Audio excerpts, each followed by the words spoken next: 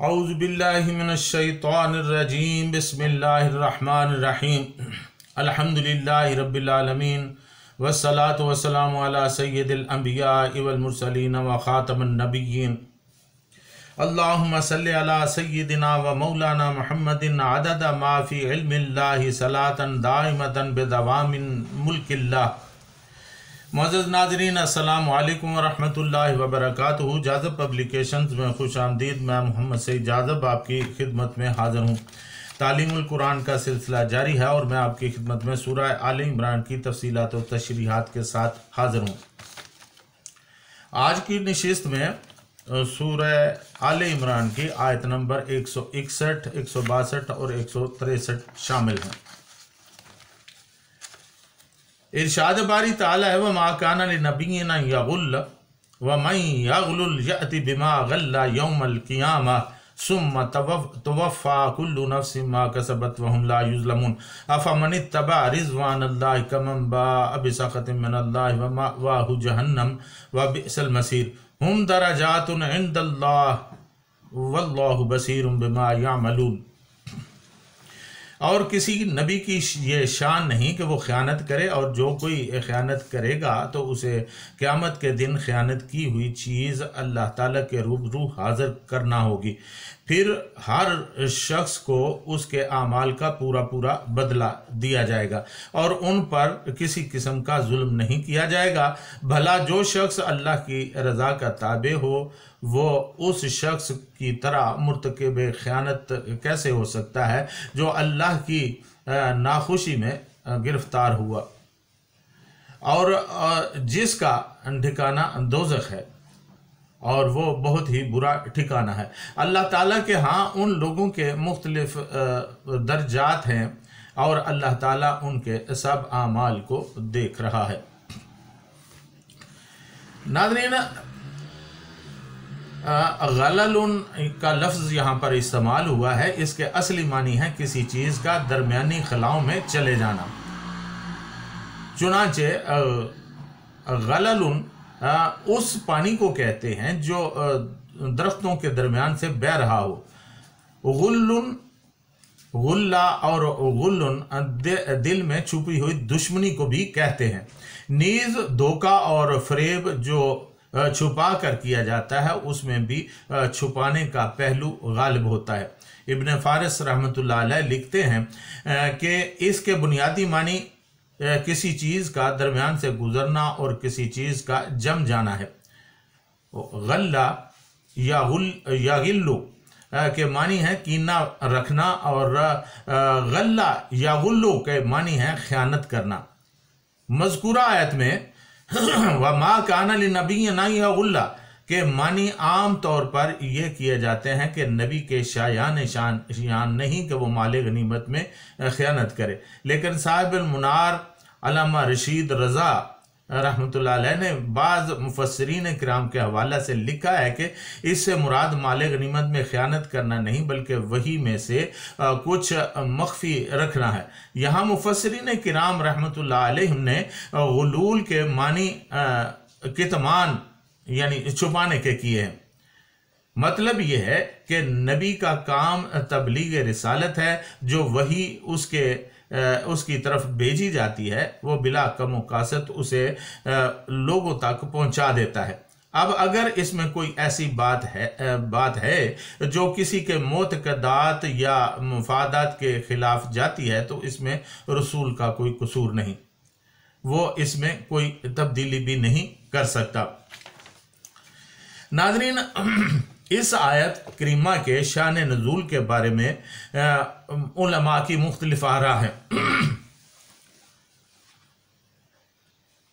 हज़रत पीर करम शाह साहब अल अज़हरी रहमतुल्लाह अलैह और अबुल आला मौदूदी रहमतुल्लाह अलैह लिखते हैं कि उहद के दिन दर्रा पर मुतय्यन तीर अंदाज़ों ने जब दूसरे मुसलमानों को माले गनीमत इकट्ठा करते देखा तो उनके दिल में ये ख्याल गुजरा कि कहीं ऐसा ना हो कि हुजूर सल्लल्लाहु अलैहि वसल्लम फरमा दें कि मन अखज़ा शैअन फ़हुव लहू, जिसने जो चीज़ ली उसी की हो गई और हम बिल्कुल महरूम रहें।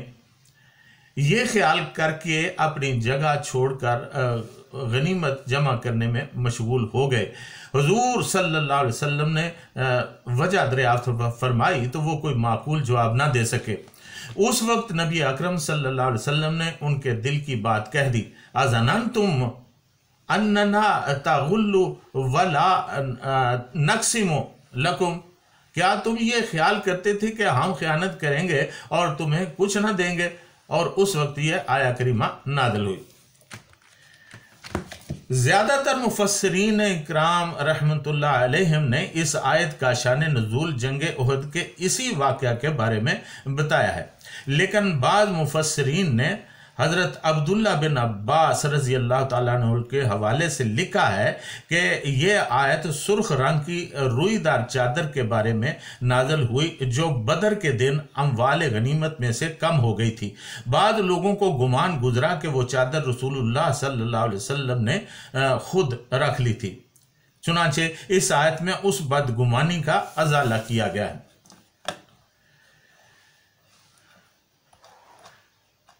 वमन बिमा गल्ला यौमल क़ियामा, और जो कोई ख़यानत करेगा तो उसे क़यामत के दिन ख़यानत की हुई चीज़ अल्लाह ताला के रूबरू हाजिर करना होगी। ख़यानत बहुत बड़ा गुनाह है। अहादीस में इसकी सख्त मज़म्मत आई है। हज़रत अबू हुरैरा रज़ी अल्लाह ताला अन्हु फरमाते हैं कि रसूलुल्लाह सल्लल्लाहु अलैहि वसल्लम ने फरमाया, जब तुम में से कोई ख़यानत करता है तो वो ऐसी हालत में ख़यानत नहीं करता कि वो मोमिन हो, लिहाजा उससे बचो। इस आयत में इस जुर्म की कबाहत और इसकी सज़ा बयान करके इससे बाज रहने का हुक्म दिया गया है। जब खैबर पर हुजूर अकरम सल्लल्लाहु अलैहि वसल्लम ने हमला किया तो उन दिनों एक शख्स जिसका नाम नहीं बताया गया फौत हो गया। हुजूर सल्लल्लाहु अलैहि वसल्लम की खिदमत में जनाजा के लिए अर्ज़ की गई तो रहमत आलम सल्लल्लाहु अलैहि वसल्लम ने फरमाया, सल्लु अला साहिबुकुम, जाओ तुम उसकी नमाज जनाजा पढ़ लो।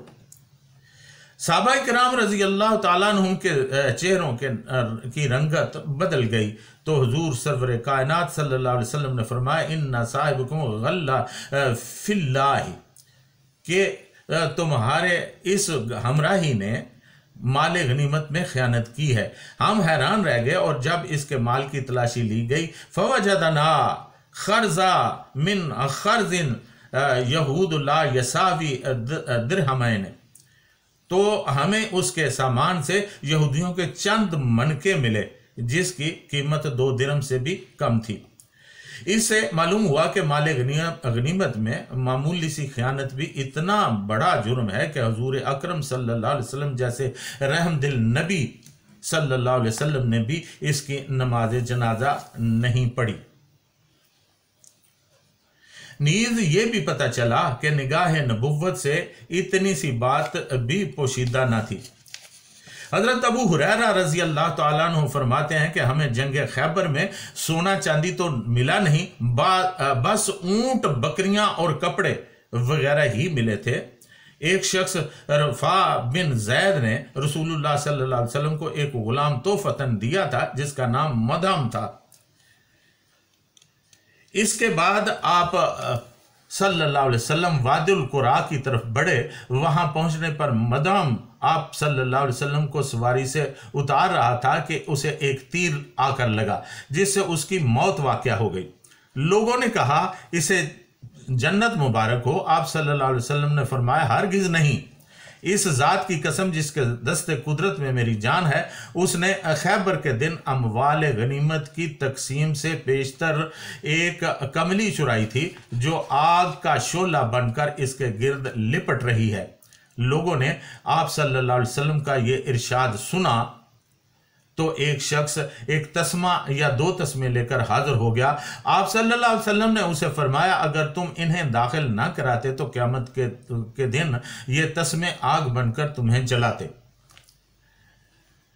हज़रत मुआज़ बिन जबल रज़ी अल्लाह ताला अन्हो फरमाते हैं कि मुझे रसूलुल्लाह सल्लल्लाहु अलैहि वसल्लम ने यमन का वाली बनाकर भेजा और फरमाया कि मेरी इजाज़त के बगैर कोई चीज़ ना लेना, क्योंकि वो माले गनीमत में चोरी होगी।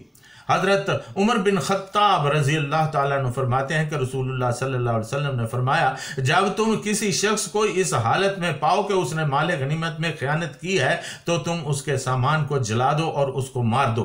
हज़रत अमरू बिन शुआयब रज़ी अल्लाह ताला अन्हु के दादा रवायत करते हैं कि आप सल्लल्लाहु अलैहि वसल्लम हज़रत अबू बकर सिद्दीक रज़ी अल्लाह ताला अन्हु और हज़रत उमर फारूक रज़ी अल्लाह ताला अन्हु ने माले गनीमत में खयानत करने वालों का सामान जलवा दिया और उनकी पिटाई भी लगवाई।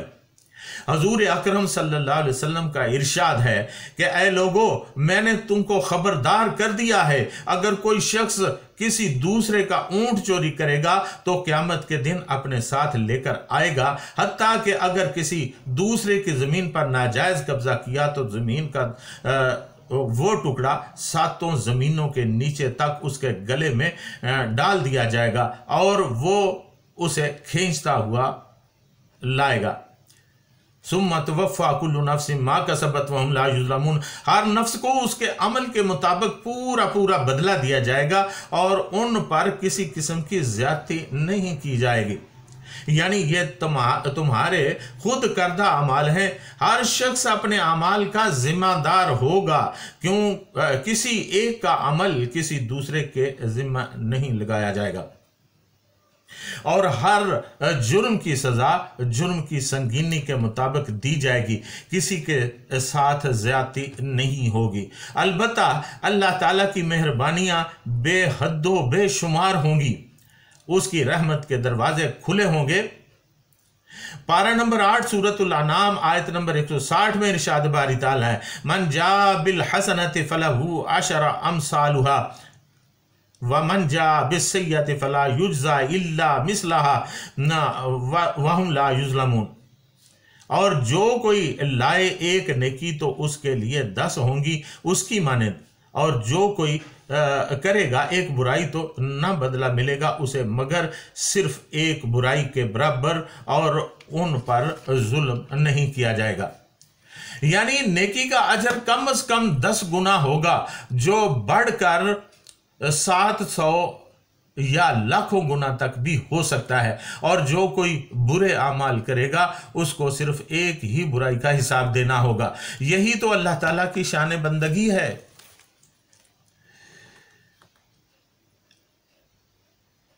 अफमन इत्तबा रिज़वानल्लाहि कमन बा बिसखतिन मिनल्लाहि व मावाहु जहन्नम व बिसल मसीर। भला वो जो शख्स अल्लाह की रज़ा का ताबे हो, उस शख्स की तरह मुर्तकब ख़यानत कैसे हो सकता है जो अल्लाह ताला के की नाखुशी में गिरफ्तार हो और जिसका ठिकाना दोज़ख है और वो बहुत ही बुरा ठिकाना है। अल्लाह ताला की रज़ा का तालिब और अल्लाह ताला की नाराज़गी का मुस्तहिक दोनों बराबर नहीं हो सकते।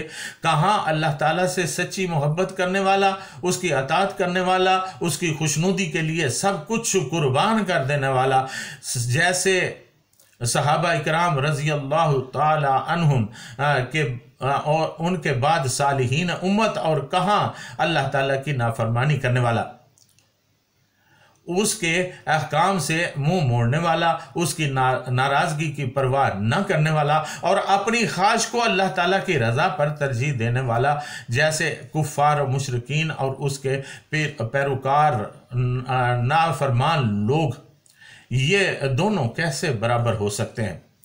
ऐसे लोगों का ठिकाना जहन्नम है और वो बहुत ही बुरा ठिकाना है।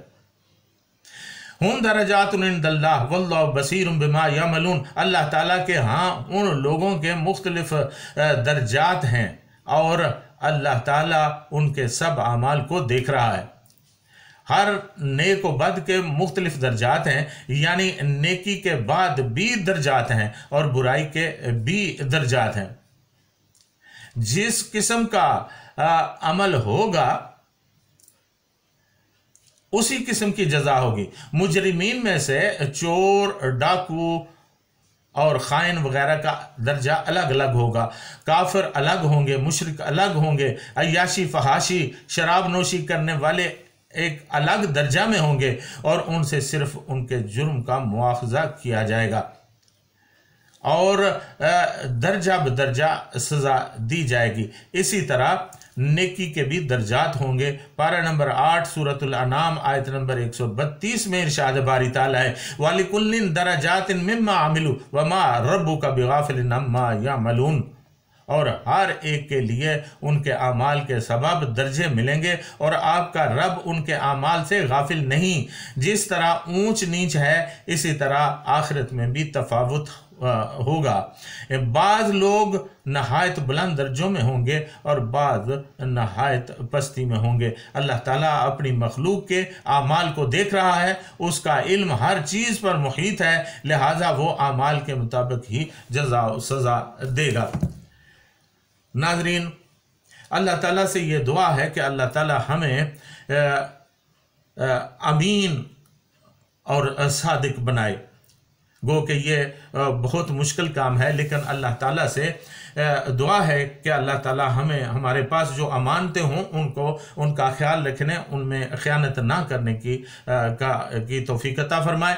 अल्लाह ताला से ये भी दुआ है कि अल्लाह ताला हमें नेक आमाल करने की तौफीक अता फरमाए ताकि क़यामत के दिन अल्लाह ताला हमें उसके मुताबिक दर्जात में जगह अता फरमाए। इसके साथ ही आज की नशिस्त में इजाज़त। व मा अलैना इल्लल बलागुल मुबीन।